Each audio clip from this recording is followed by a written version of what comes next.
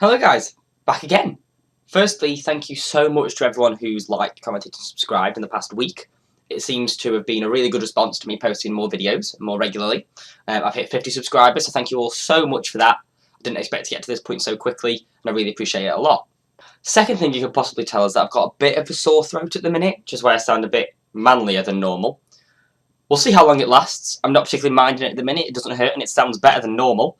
But that's why I sound a bit different this week, and fingers crossed I can make it through this without croaking all the way through. The past couple of videos I've done have been list-style videos, so my top 5 Wednesday and my top 10 most beloved books. Today I want to branch out into something completely different. I want to start a series of videos talking about teen and young adult fiction for 2015. I did used to read a lot of teen and young adult literature, but I have found that in the past couple of years I've started to read gradually less and less. And I think part of the reason for that is because there are certain genres within teen becoming so oversaturated. The most prominent of those, I think, at the minute and in the past couple of years is dystopia. On first consideration, dystopia is a genre I should absolutely love. I like speculative fiction, I like things set in the future, I like the vaguely sci-fi elements, but the simple fact that so much dystopian young adult literature has been released has killed it for me. I did enjoy the Hunger Games, but since then, I've just had no interest in series like the Divergent series and the Maze Runner series, because this period has just been too filled with dystopian fiction.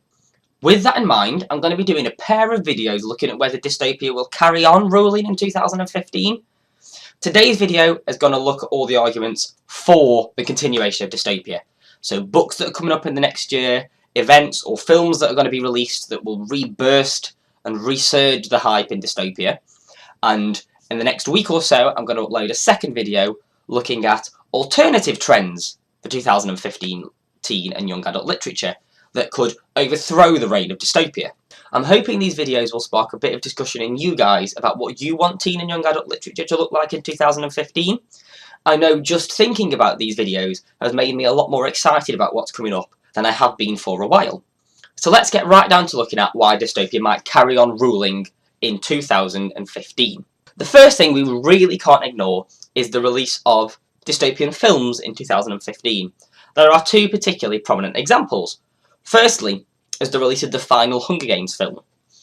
Every year, the release of a Hunger Games film sees a huge rise in the amount of Hunger Games books sold, and a huge spark in interest in dystopian fiction beyond the Hunger Games. So, for example, things such as the Divergent series and the Maze Runner series always do really well around Hunger Games time of year because of the similarities.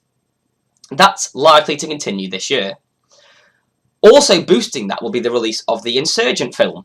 So Divergent, while not as enormously successful as the Hunger Games has been, still made a big stamp in the film industry last year, and that's likely to carry on this year. Even further boosting that, the final book in the series, Allegiant, which is out in hardback, is coming out in paperback later on this year, and there are a lot of people who are put off by reading hardbacks.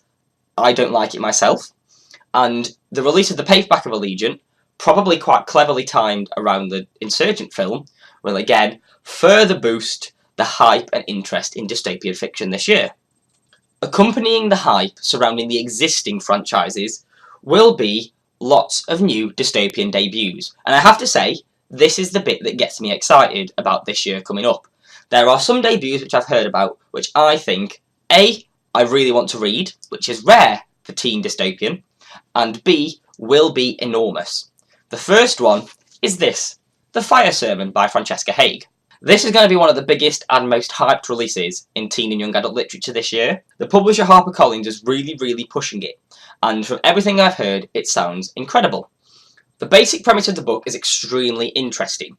It's set 400 years after a nuclear holocaust has destroyed most of the planet and most of humanity living on it. Since the Holocaust, the remaining survivors have had an extremely large number of twins, but they're very special circumstances. In every case, there's one male twin and one female twin. One is born as the alpha, who is a perfect physical and mental specimen who bears no marks of the Holocaust and the nuclear war. The other twin, the omega, instead bears the deficiencies and effects of the radiation still existing on the planet. So they will have things such as a lack of limbs, the wrong number of fingers or toes, basically anything along those lines. When it is established which of the twins is the Alpha and the Omega is sent away, and the Alpha is essentially groomed to be part of the leading elite.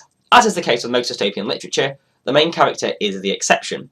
Cass has been born as a seer, which essentially means that she can see glimpses of the past and the future. That is her deformity.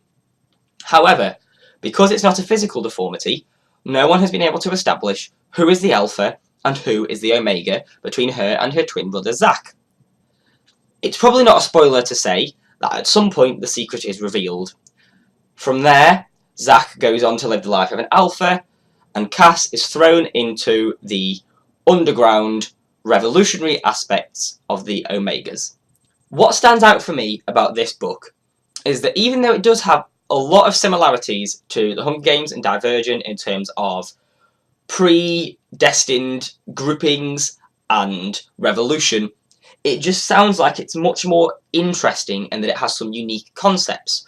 One of the other most important parts of the books is that of all the sets of twins, when one dies, the other also dies. So that adds a whole interesting dynamic. If the Omega Resistance finds out that Cass is Zack's brother, would they kill her to kill her brother? If the Resistance succeeds and Zack is killed, Cass also dies. So it throws some really interesting moral dilemmas into the mix, and I think that perhaps the twin linkage is the most important and differential aspect of this book, and one of the main reasons I'm really interested. I actually recently had a chance to talk to the author about the book and the plans and where she wants it to go. It's already been optioned for a film, and it has already been optioned for sequels.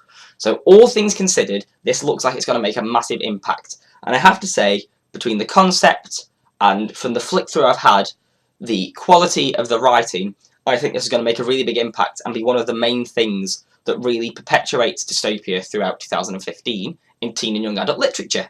The other big upcoming dystopia release is a book called The Red Queen by Victoria Aveyard. It's one that I know a lot less about, but I've heard a lot about on forums, blogs, Twitter, and it looks like it's going to be massive in 2015. It bears a lot of similarities to books such as Red Rising, which came out last year. Essentially, society is divided into Reds and Silvers. Silvers are the ruling elite and essentially have superpowers. The Reds are bog standard humanity and serve as servants and labourers for the Silvers. Again, as expected, the main character is the exception. She is a Red, born with the powers of a Silver. As a result, to try and save face and make it all look normal, she's adopted by the Silvers into their society. However, as any good Red would do, she carries on trying to overthrow the Silvers from within. I do have a few concerns with this book, because it does sound extremely similar to Red Rising by Pierce Brown, which came out last year. They are sorted by colours, the Reds are the slaves and are trying to overthrow the upper classes, and to do so, the main character in Red Rising has to infiltrate the ruling elite, who are the Gold. It's a very, very, very similar concept, but it sounds like it's going to be a very, very interesting read. It's one that's getting a lot of push, both in America and in the UK market, and looks like it will be another one that really, really carries on driving dystopia forward in 2015. There are a whole host more dystopian releases coming in 2015, but they are the two that I think will make the biggest impact in literature and beyond into film and television. All things considered, it does look like 2015 will be a strong year for dystopia. But in my next video on the topic, I'm going to look at other trends that could overthrow dystopia. This past couple of years has seen the rise in things like teen, drama, depressing style books along the lines of John Green and Gail Forman. But as well this year there starts to be a rise in things such as LGBT fiction. And it'll be in the next video I'll look at those aspects and consider whether they will overthrow dystopia, or whether the continued success of series like The Hunger Games and the Insurgent series will manage to push through, buoyed by the release of some new incredible franchises this year. As always, if you guys enjoyed, please leave a like and a subscribe. It really means a lot to me, and thank you again for getting me to 50 subscribers. If you guys have got any opinions, if you've heard about any of the books that I've mentioned, or you think there's anything massive that I've missed out from this, please let me know down below in the comments, and I'll make sure I respond to you either in the comments or in the next video. Otherwise, I'll be back in a couple of days with another video on teen and young adult literature before I return with the second half of this debate about what will rule 2015.